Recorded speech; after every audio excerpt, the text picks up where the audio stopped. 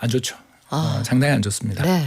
일단 상당히 안 좋은 이유는 정부 정책 때문인데요. 정부 정책이요? 예, 정부 정책이 제가 지금 이코노미스트 32년 하는 중에 최악입니다.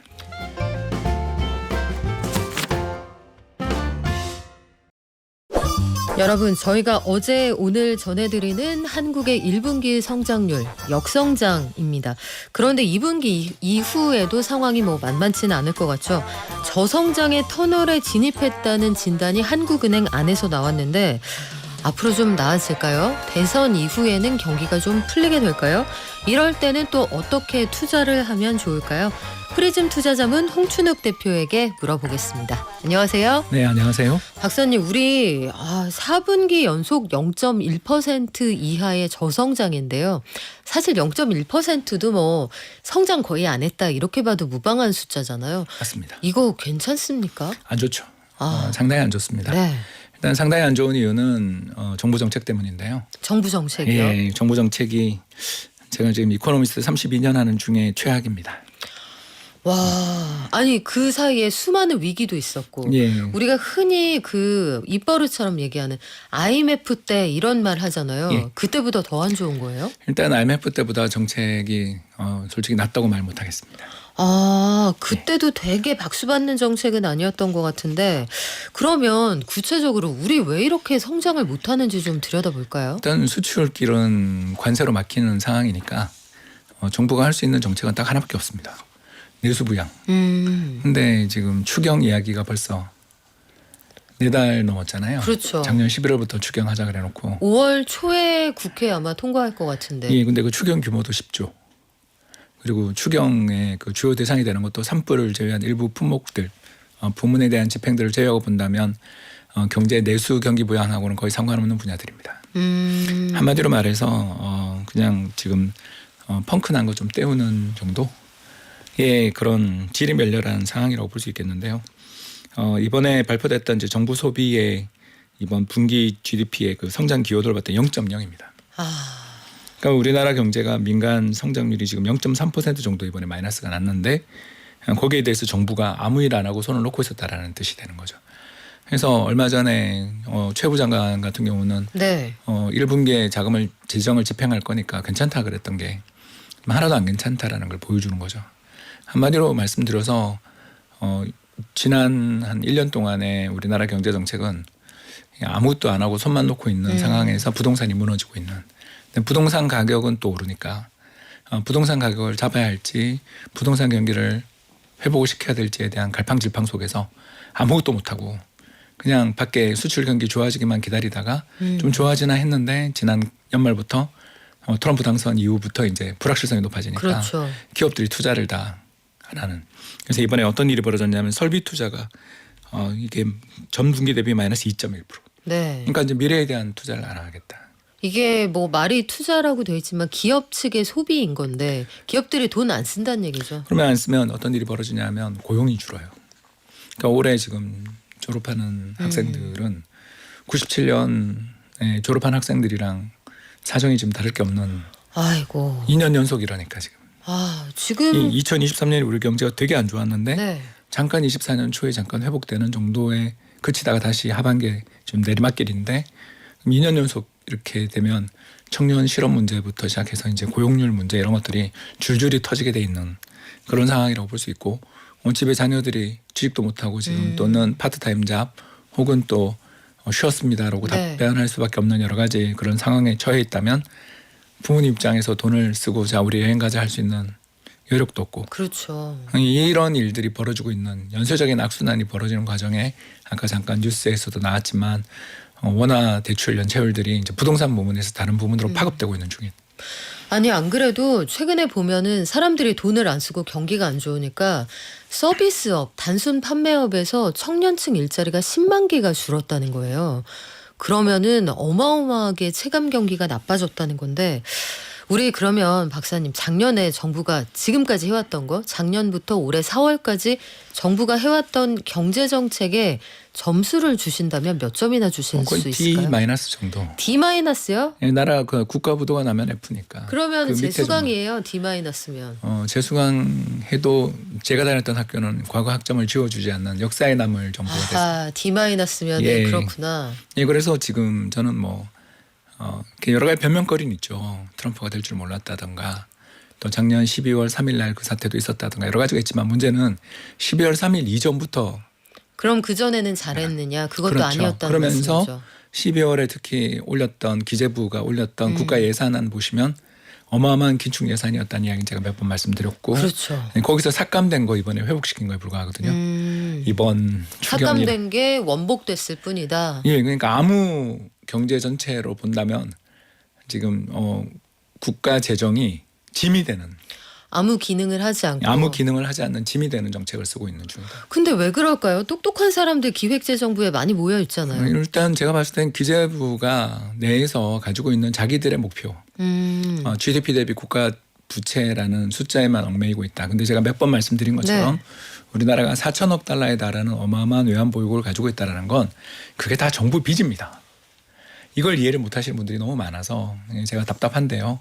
외국 한평형기금 채권, 외평채와 그리고 통화안정채권 통한채. 그러니까 네. 해외에서 들어온 그 달러를 그대로 원으로 바꿔버리면 음. 돈이 너무 많이 풀리니까 정부가 이걸 갖다가 채권 발행으로 흡수해버리는 네. 이게 이제 통한채인데 이 둘을 합치면 역시 4천억 불 정도 됩니다. 와. 그러니까 이게 무슨 말이냐면 우리나라 국가 부채가 실제로 1,000조 맞아요. 맞는데 그 부채의 상당 부분 적어도 30-40% 정도는 외환과 관련된 부채들이기 때문에 이거는 정부가 어떻게 보면 대응 자산을 가지고 있는 부채잖아요. 그냥 쌓아두고 있는 시제나 준비금 같은 준비금이고 건데. 그 대응되는 자산인 거죠. 그렇죠. 그래서 작년에는 외환보유고 잠깐 헐어서 돈도 쓰고 했던 게 돈 없으면 갖다 쓸 수 있는 돈이에요. 그리고 어차피 지금 우리나라 외환보유고 잔뜩 쌓아봐야 우리나라 환율 움직이는데 아무런 역할도 못하는 게 밤사이에 트럼프가 말 한마디 하면 환율이 그러니까요. 와, 10원, 막 30. 10원, 20원씩 막 왔다 갔다 그래서 하니까. 다른 대부분의 그 국가들은 특히 독일 같은 나라들은 보면 준비금을 300억 불도 안 쌓아요. 그러니까 이제 우리나라도 대외 순자산 잔고가 1조 달러를 넘었고 제 예상입니다만 이제 5월 달에 발표될 우리나라 1분기 또 대외 순자산 잔고는 1조 1,000억 불 넘을 것 같거든요. 그래서 세계 7위의 순자산 국가예요. 이런 나라는 이제 민간하고 잘 커뮤니케이션을 해서 근데 그 돈을 들고 나가는 게 다 동학개미란 말이에요. 네. 동학개미들하고 잘 커뮤니케이션해서 우리나라 환율이 정말 높고 문제가 된다 그러면 해외에 나간 돈들 가지고 올 때 우리가 이번에 없앴던 규제들 기억나시겠지만 해외에서 배당받은 거에 대해서 우리 과세 이완해 주던 거 다 네. 폐지해줘. 비과세 특혜 좀 주고. 예, 이런 네. 것들을 갖고 들어오면 우리 주겠다. 매도하면 우리가 좀 주겠다 이거 안 되나요? 그렇죠. 좀 그러니까 외환 보유고라는 직접적 수단만으로는 이제 경제 사이즈나 민간이 말 안 들어요. 이제 예전에 돌아가신 이건희 회장님이 있을 때부터 우리가 나왔던 이야기 있지 않습니까? 기업은 2류고 정부는 3류라는 거 이제 인정할 때가 된 거예요. 민간 부문들이 더 빠르고 민간 부문들이 더 자주 잘 움직이기 때문에 우리나라는 외환보유고부터 시작해서 1년에 경상흑자로 1,000억 불을 쌓아오지만 네. 지난해 한 분기에만 해외로 나간 돈이 우리 2,000억 불이 넘는 거 봤잖아요. 그렇죠. 제가 그때 한번 가져와서 보여드렸잖아요. 그러니까 민간 부문이 정부를 훨씬 압도해요. 자 그러면 돈 갖고 들어와. 말 안 통하면 인센티브를 줘서 해결할 문제지 외환보유고 쌓는다고 되나요? 그리고 외환보유고가 일종의 잘못된 신호잖아요. 이 나라는 아직도 외환위기를 걱정하나 봐. 근데 기획재정부에서 아마 그런 트라우마가 있는 것 같아요. 우리 그때 우리 외환 보유고 있으니까 외환 위기라는 것에 대해서 대응할 수 있습니다. 구체적으로 97년 외환 위기라는 게 결국은 단기 채권 빌려와서 장기로 꺼줬다가 원청에서 우리 돈 빨리 갚아 다음 달 말까지 갚아 했을 때 수금이 안 되니까 그냥 다 엎어지게 된 그런 맞습니다. 상황인 건데 맞습니다. 그때를 경험했던 우리 기획재정부 관료들은 굉장히 여기에 네. 강경하달까요 태도가? 예, 그래서 제가 늘 이야기하는 게 이제 다음 정권 누가 되든 기획재정부의 예산 편성권을 뺏어야 한다. 지금 실제로 그런 논의가 좀 있죠. 이런 지금 네. 3년 연속이 말도 안 되는 재정 정책들은 2023년부터 시작돼서 3, 4, 5 올해까지 3년 연속 일반 회계 지출이 계속 줄고 있어요. 네. 그러면서 재정은 펑크가 나고 있습니다. 예, 말도 안 되는 일단 세수 추계도 엉망이 없고요. 재정 지출도 좀 나가야 되는 지방 교부금이라든가 또는 학교 교부금들에 대해서도 지출을 안 하다가 펑크 낸 다음에 나중에 뒤늦게 수습하는 모습들 보셨습니다. 이건 전형적으로 범법행위에 가까운 행동들이고요. 이게 누가 대통령이 되든 저는 이거 심각하게 다뤄야 될 문제이고, 그래서 외환위기 청문회 때 트라우마는 이해합니다만 기재부가 그때 외환위기 청문회 하면서 굉장히 고통을 받았거든요. 제가 모셨던 모 박사님도 네. 거기 청문회에서 발언하실 때 저 뒤에서 저러면 안 되는데 걱정했던 기억도 납니다. 저는 제가 금융연구원 출신이라서 네. 잘 알거든요. 그때 외환위기 전야에 저희들이 경상수지관리가 지금 무엇보다 급하다라는 보고서 냈다가 폐기당했던 그랬던 세대들입니다. 저희가. 그러니까 제가 쓴 건 아니고 제가 모시던 박사님이 용기 있게 쓰셨던 보고서인데요. 그런 일들을 겪으면서 좀 이렇게 달라진 줄 알았는데 지금 이번에 3년 연속 우리나라 국가 부채를 GDP 대비 50%, 40% 누가 정했는지도 모를 룰을 가지고 이야기를 하고 있는데 그 룰을 가지고 하는 국가 부채의 상당 부분은 해외 순자산으로 지금 외환 보유고랑 통한채로 가지고 있는 돈인데 이거 사실 쓸모없는 돈이거든요. 그러면 박사님 그 말씀 주신 김에 두 가지 질문을 드릴게요. 하나는 지금 말씀하시는 고 디자인이 예전에 기획재정부로 합쳐지기 전에 예산처하고 기획처 따로 있을 때로 돌아가자는 말씀이잖아요. 아니요, 예산처를 국회로 보내자. 예산처를 국회로 보내자. 미국처럼 12호로 독립시키자라는 겁니다.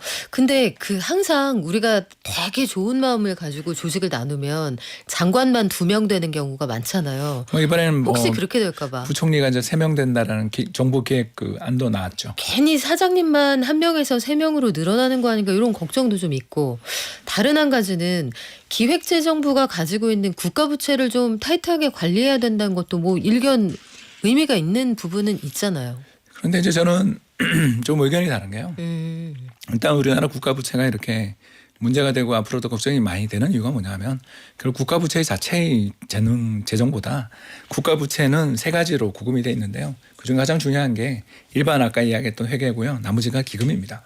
그러니까 기금 부채를 데리고 와서 내후년 미래 부채에 대해서 이야기하는데 이거는 네. 얼마 전에 있었던 역사상 최악의 악법 국민연금 개혁법 같은 법을 빨리 걷어치우고 새로 지금 일본식으로 네. 18.3%를 내고 그리고 국가에 보유하고 있는 국민연금들이 고갈 위험이 될 때 자동 조절 기능을 넣으면 다 해결됩니다. 자동 조절기는 그거는 이제 차후에 좀 논의가 돼야 할 것 같고, 박사님 그러면 이 모든 것의 전제는 현재의 정책이 유지된다는 것 하에 그래서 나오는 비판인데, 이제 40일 뒤에 새 정부가 들어서고 나면 정책 방향이 좀 바뀌지 않을까요? 확장적으로 바뀔 거라고 생각하고 그게 선거의 순기능 아닌가. 그렇게 되고 나면 국내 내수나 이런 것들 좀 나아지지 않겠습니까? 아니, 트럼프한테 달렸죠. 일단 트럼프한테. 근데 트럼프한테 달렸지만 일단 정부가 할 일은 뭐냐면요. 트럼프가 아무리 이상한 일을 하더라도 우리 정부는 국민들의 일상을 지키기 위해 노력하겠습니다라는 태도를 보이는 게 더 중요하잖아요. 사람들은 신뢰의 동물입니다. 믿음의 동물입니다. 네. 누구도 나의 삶을, 누구도 나의 미래를 보장해주지 않고 내가 말하는 걸 아무도 신경 써주지 않는다고 느낄 때 폭력적으로 변하고요. 절망하고 심지어 그 폭력성이 자신에게 돌아갑니다. 이런 끔찍한 비극을 막기 위해서 재정이라고 있는 거예요. 간단한 이야기입니다. 별 이야기가 아니고요. 네. 그러고 난 다음에 세금 어떡할 거냐. 증세하자고 이야기했잖아요. 저도 지금 기업체를 운영하고 있는 입장에서 현재 4.5%인 저희 사업자 쪽에서의 국민연금 부담 비용을 네. 9%까지 올리는 거예요. 저는 동의하는 거예요. 진짜요? 그럼요. 18.3%. 사장님 통이 크세요. 지금 네. 당장 해야 돼요. 안 그러면 나라 망합니다. 18.3으로 일본 그렇게 많이 벌어다니면 뭐합니까? 일본 국민연금 제도를 똑같이 카피하면 됩니다. 야, 이런 건 안 하면서 네. 국가재정 이야기만 해요.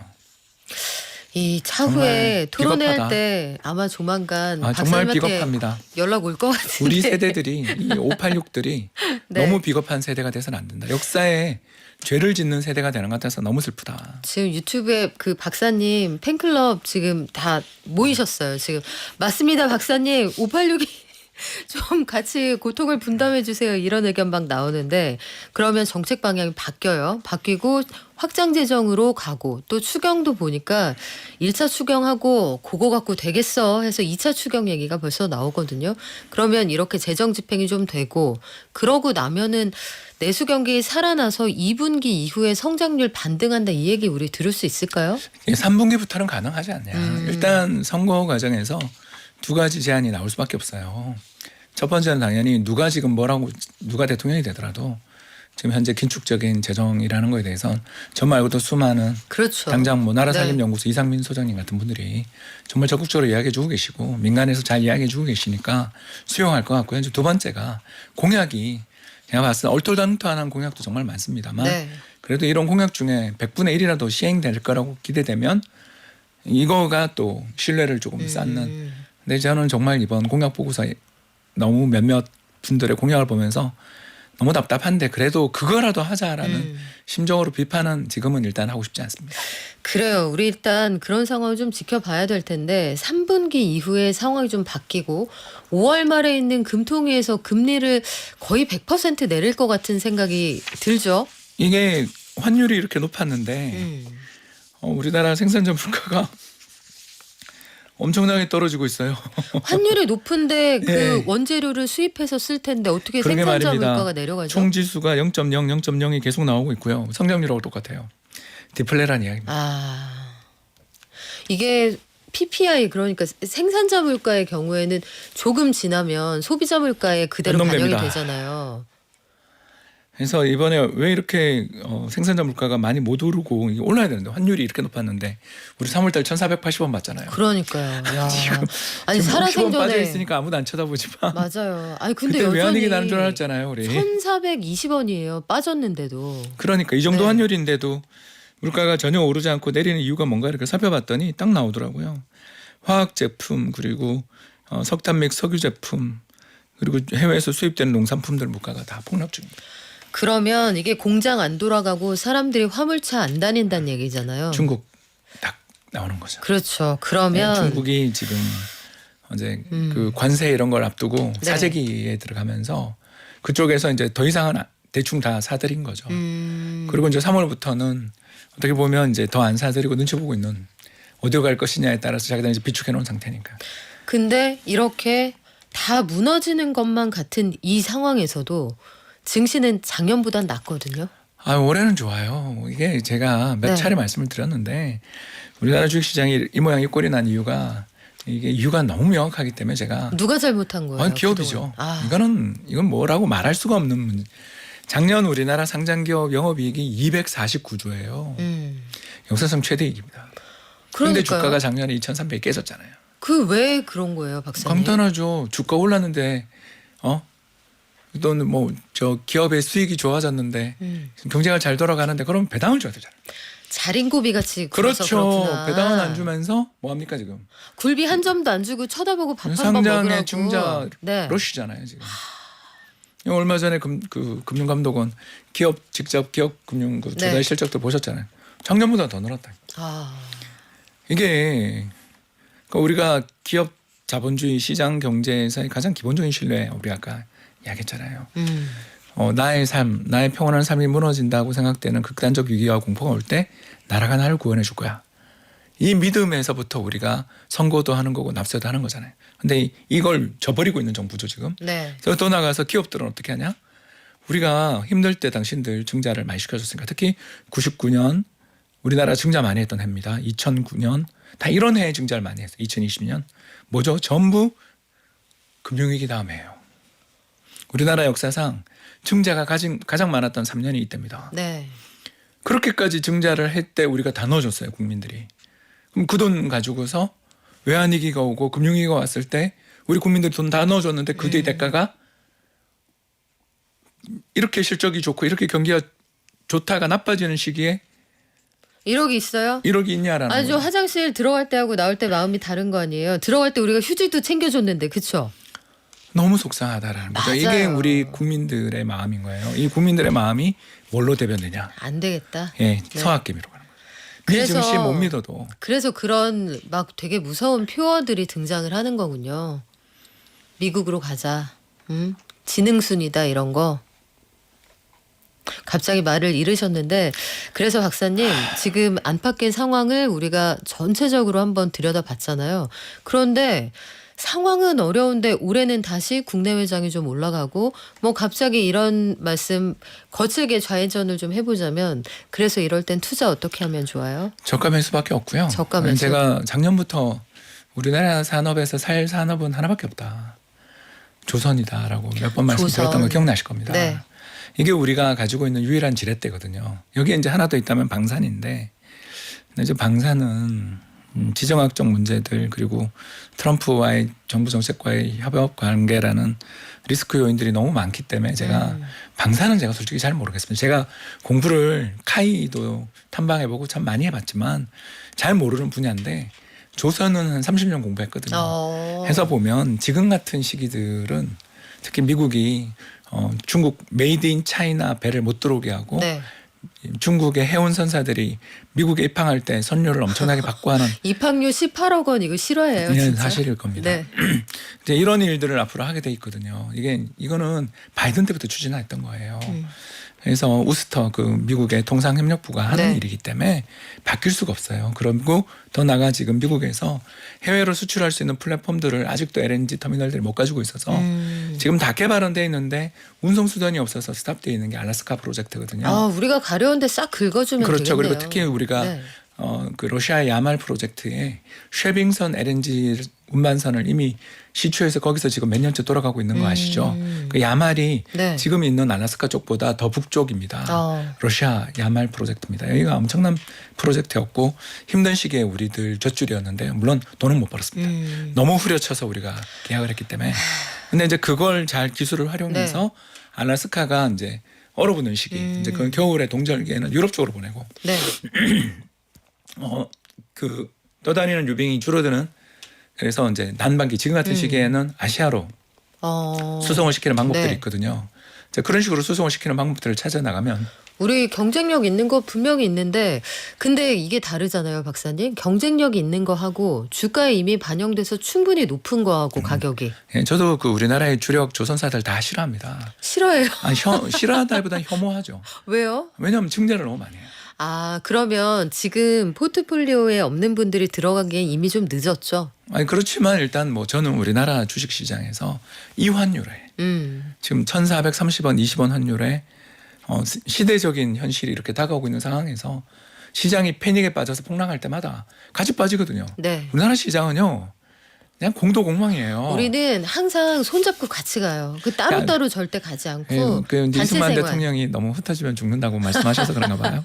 우리 그래서- 그러면 박사님의 오늘 말씀은 저가 매수를 통해서 기회를 충분히 잡을 수 있는 해가 이 저성장의 국면이다. 올해는 정말 좋은 기회입니다. 이렇게 정리를 하겠습니다. 지금까지 프리즘 투자자문 홍춘욱 대표와 함께했습니다. 고맙습니다. 감사합니다.